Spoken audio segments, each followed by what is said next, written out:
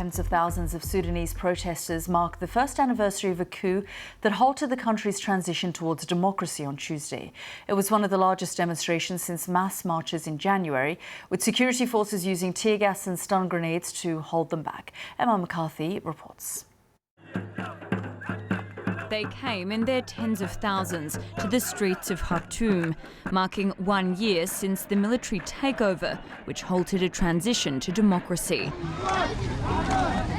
They were on their way to the presidential palace to protest against last year's takeover by General Abdel Fattah al-Burhan, when they had to duck for cover, stopped in their tracks by security forces firing tear gas and stun grenades.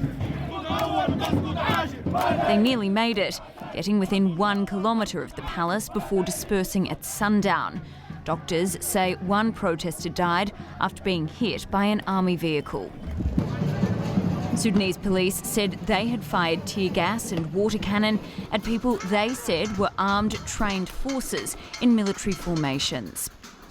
Demonstrators have held anti-coup protests almost weekly for the past year, and they say they're not going anywhere. This is the first time in history that we have seen a man lead a coup and not make any progress in the whole year despite the support of the foreign countries. But the Sudanese people are determined, especially this generation that has decided to do away with military coups forever.